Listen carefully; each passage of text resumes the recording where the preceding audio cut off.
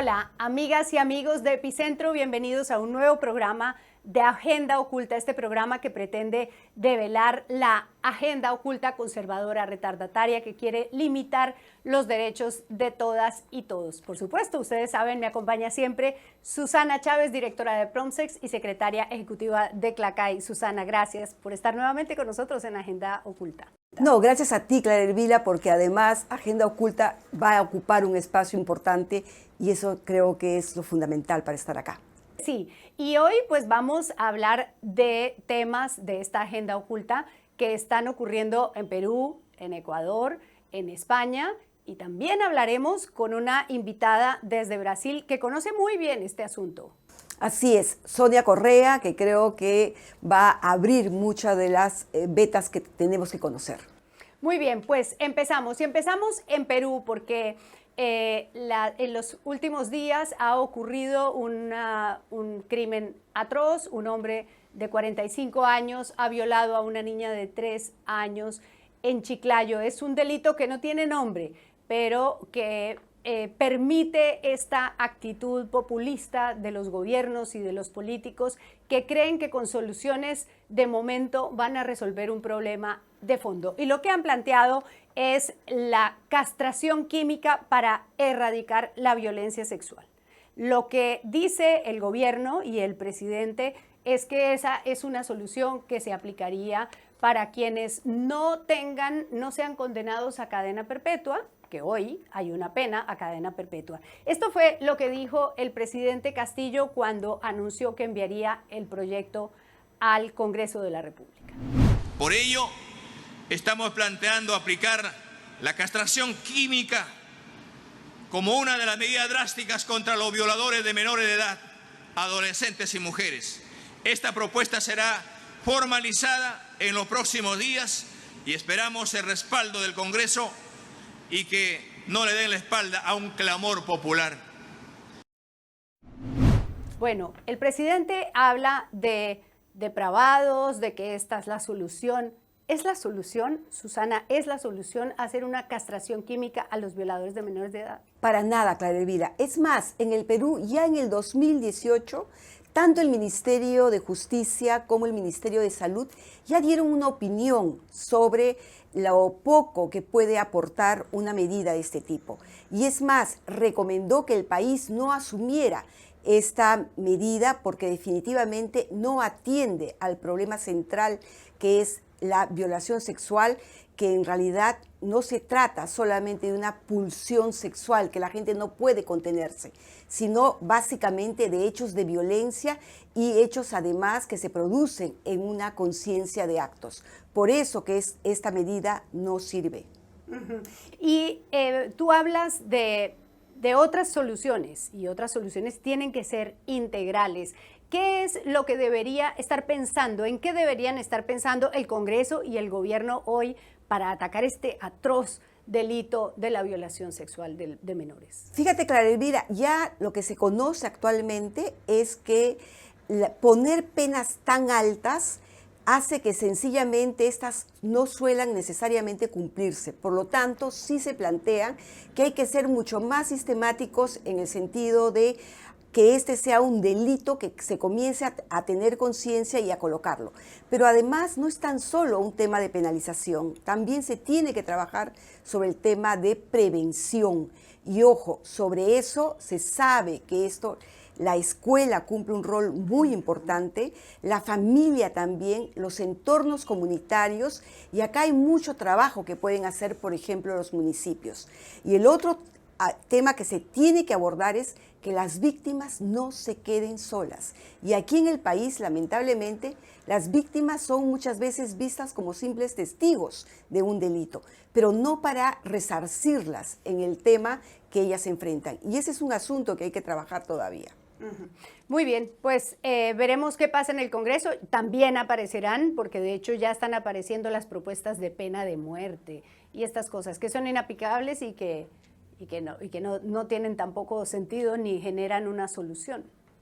Así es. Además, acuérdate que la violencia sexual es el segundo delito más extendido, pero yo diría que es el primer delito que efectivamente se realiza. 1 de cada 5 mujeres antes de cumplir los 15 años son víctimas de violación. Y eso nos da una proporción gigantesca. Muy bien, pues vamos a nuestro segundo tema de hoy. Y nuestro segundo tema de hoy nos lleva al Ecuador. En el Ecuador ha habido un gran debate, un debate sobre la postura del gobierno del presidente Álvaro Lasso, que decidió meter la mano en la ley del aborto. Lo que ha propuesto el presidente ha generado no solo un debate político, sino además un entrampamiento de la ley. El asunto es el siguiente. En el Ecuador, para denunciar, para practicarse un aborto, se podía practicar en casos de violación hasta las 18 semanas.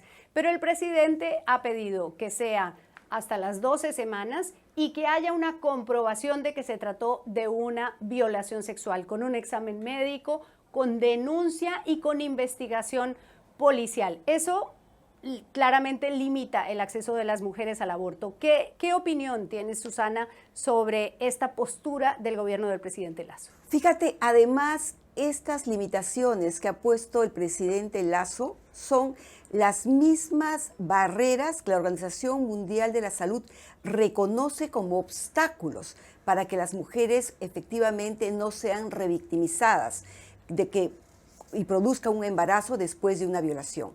Colocarlas en esta situación es ignorar todo el problema que ocurre, que por ejemplo, cuando se suele descubrir el acto de la violación, cuando hay un embarazo, esos embarazos se detectan de manera tardía en el caso de niñas, que ni siquiera ellas saben que están embarazadas. Por lo tanto, lo que se está aplicando son básicamente obstáculos que no van a resolver el problema, sino las van a agudizar. Ajá. Y este punto, Susana, de que tengan que demostrar la violación con un examen, también limita mucho, porque muchas veces, evidentemente, la violación ocurrió hace tiempo. Si la niña tiene 12 o 16 o 18 semanas, pues ya no es tan claro cómo probar físicamente la violación. Pero además yo creo que se constituyen actos de extrema crueldad. ¿Qué cosa es lo que se está, viendo? ¿Cuántas mujeres pueden decir que han sido víctimas de violación cuando en realidad no lo han sido? En realidad es una crueldad tremenda y particularmente que afecta a niñas, afecta, fíjate, a personas con discapacidad, porque son las que más probabilidades tienen de ser víctimas de violación. Pues aparte de los efectos que tiene este asunto, pues ha generado una gran fractura y ha evidenciado una gran fractura política en el Ecuador.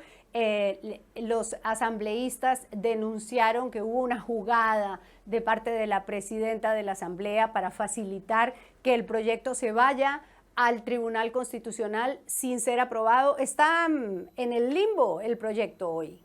Sí, y una vez más a costa de las mujeres, de las niñas, de las víctimas.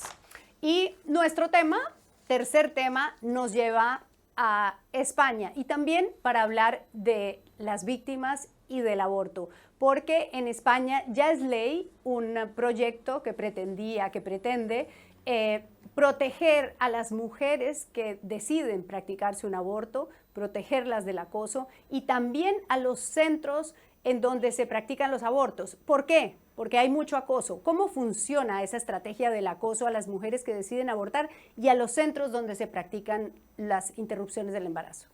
Sí, lamentablemente, cuando un país decide abrir estas leyes y permitir que las mujeres aborten, hay activistas, muchos de estos vinculados a grupos religiosos, que van y se instalan en la puerta de los establecimientos con agresividad o en todo caso haciendo cánticos, generando una situación de incertidumbre. No olvidemos que en Estados Unidos, en las clínicas de aborto, tienen por lo menos 17 personas que han sido asesinadas por activistas de este tipo a causa, digamos, de actuar y de trabajar en un servicio que es absolutamente legal.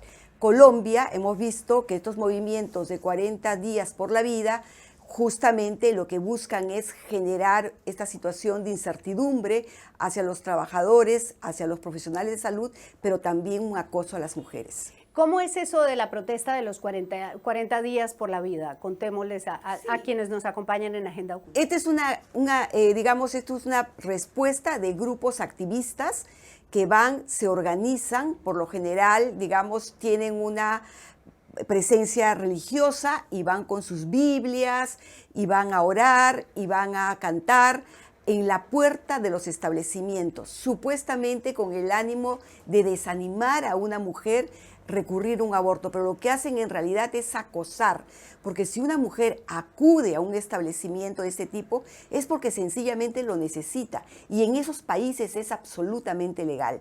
Entonces, esto es una cuestión que se debería terminar.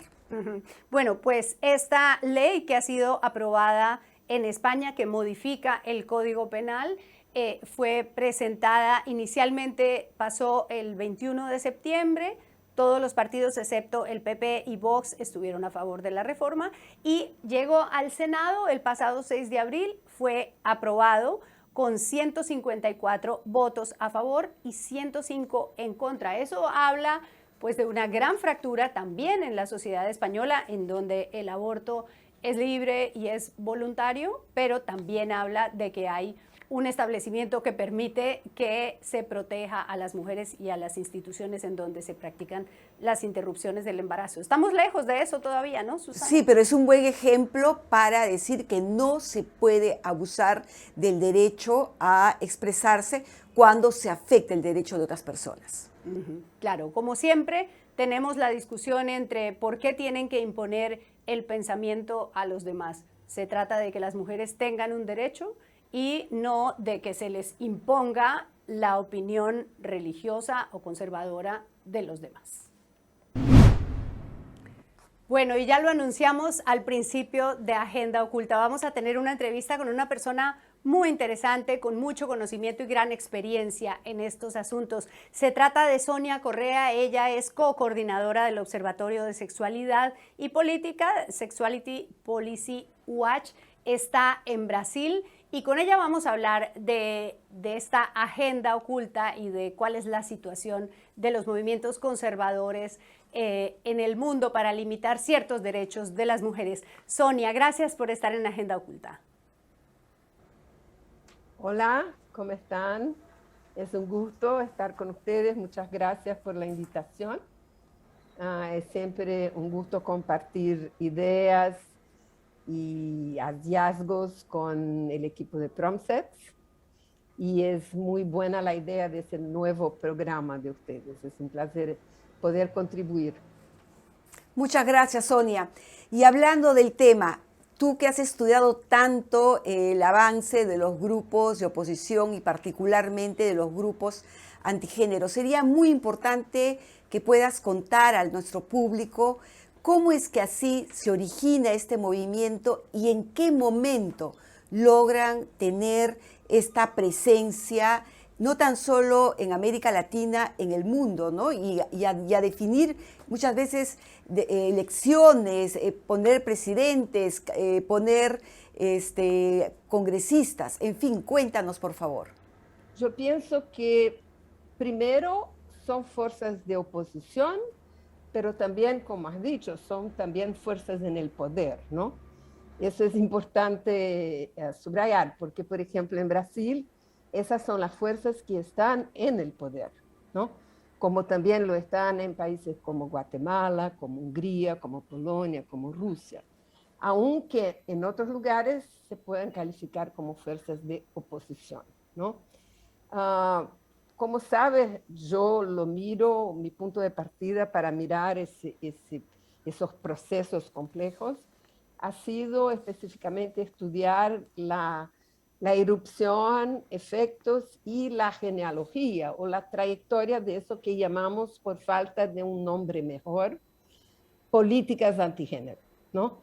O cruzadas antigénero, ¿no? Que fue ese fenómeno que irrumpió no solamente en América Latina, como también en Europa, más o menos de manera sincrónica alrededor de los años 2012, 2013, 2014, ¿no? Fue la manifestación de todos, que fueron las marchas, inmensas marchas de en París y otras ciudades francesas contra la aprobación del matrimonio, de la ley del matrimonio igualitario en 2012-2013.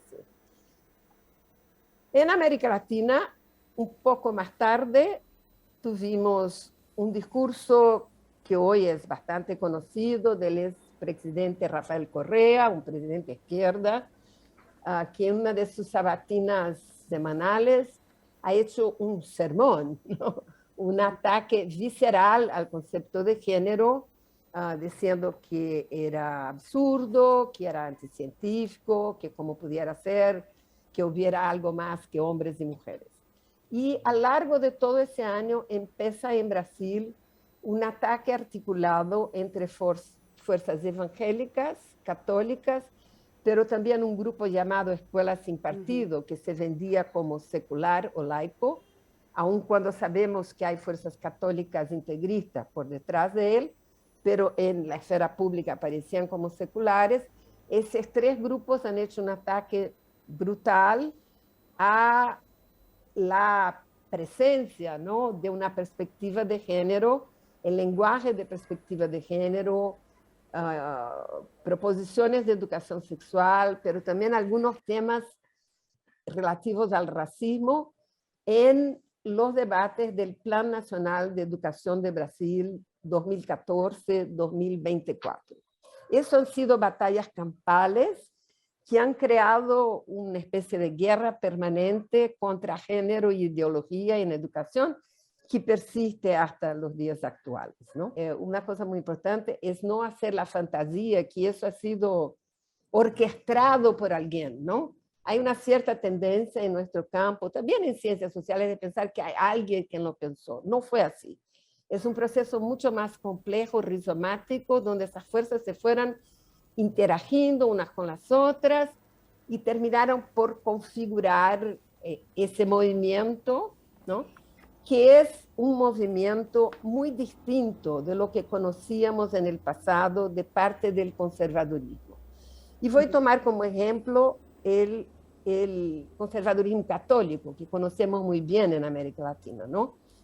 La tradición católica era de ser reaccionaria, o sea, ¿no?, de defender el orden y reaccionar a todo que fuera movilización o que pareciera revolucionario, ¿no? Entonces era una agenda reaccionaria estática de defensa del orden.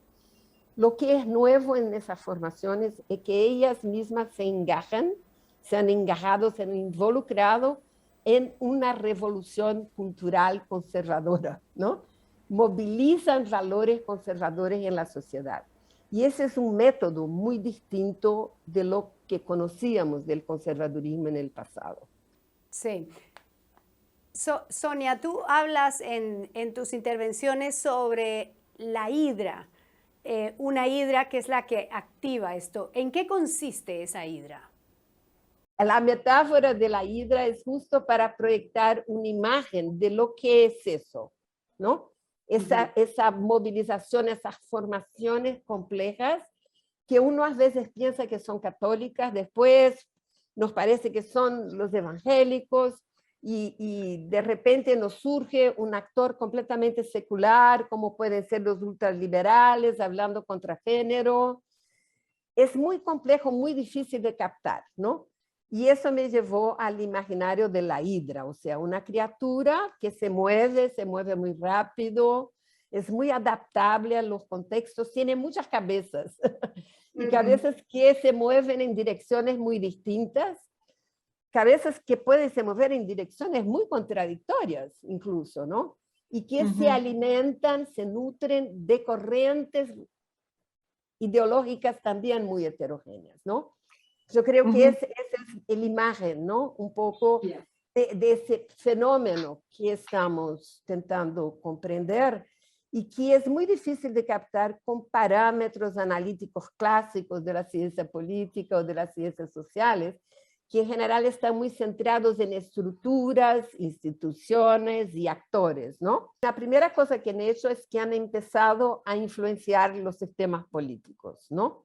Y creo que el modelo inicial de eso es lo que se llamó el movimiento Moral Majority, la mayoría moral en Estados Unidos de los años 70, que fue movilizado por el Partido Republicano, por políticos seculares, pero movilizando fuerzas religiosas, ¿no?, contra el secularismo y todo que les parecía como una degradación moral de la sociedad norteamericana, pasado los años de la revolución sexual, de la guerra del Vietnam, o sea, era una reacción a eso.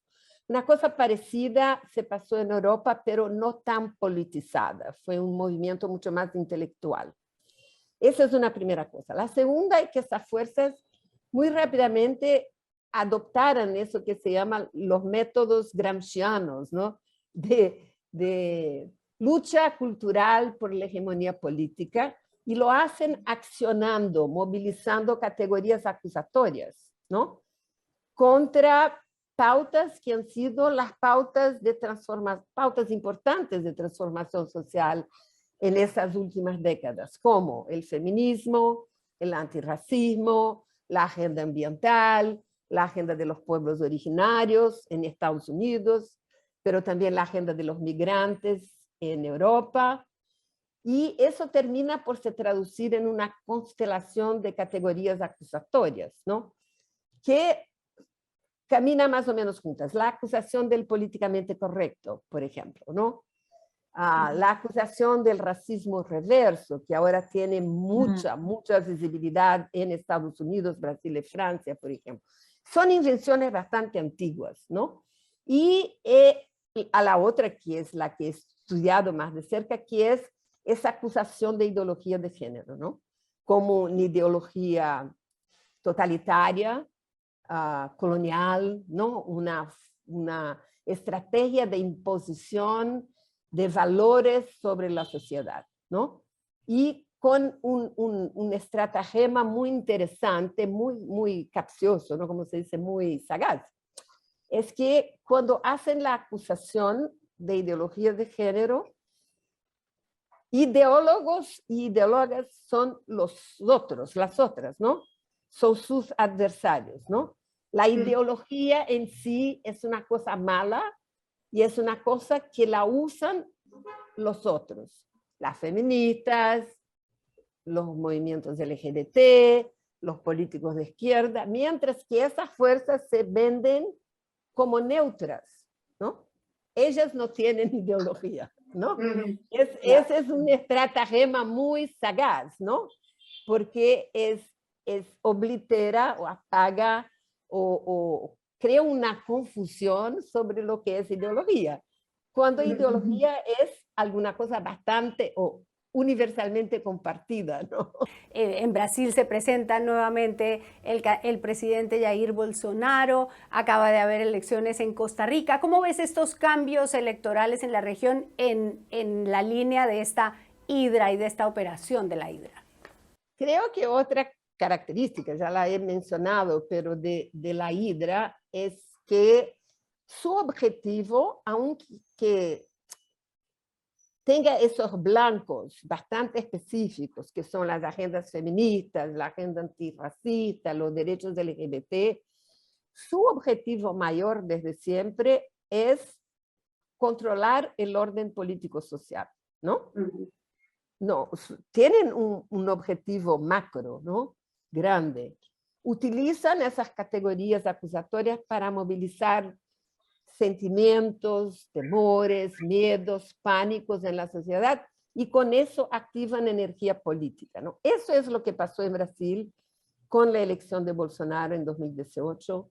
Eso es lo que asistimos en el ataque al acuerdo de paz en Colombia en 2016. Eso lo asistimos en Estados Unidos con Trump. Eso pasa en Europa, en España con Vox, para dar algunos ejemplos. Y Costa Rica lo vimos 2 veces, ¿no? Porque vimos pasar eso en las elecciones de 2018 y en las elecciones de ahora, aunque el candidato victorioso no venga del campo religioso, de nuevo hubo una movilización de esas categorías, de esos fantasmas, ¿no? Entonces eso es para mostrar que desde mucho esas fuerzas usan esas cosas para acceder, tomar el orden político, ¿no? Y eso es muy importante, ¿no? Estamos manejando es un proyecto de sociedad, ¿no? Es un proyecto económico, social, político, cultural. Pues muchas gracias a Sonia, ya lo vieron, esta es una hidra con muchos tentáculos, con muchas cabezas que se mueven en muchos ambientes y por eso tenemos este programa. Les agradecemos por acompañarnos hoy. Gracias. Susana, ¿tendremos más Agenda Oculta? Sí, muchas gracias. Y como bien decía Sonia, esta es una agenda oculta, pero protagónica. Así que motivos de programas vamos a tener. Nos vemos en la próxima entrega de Agenda Oculta. Hasta pronto.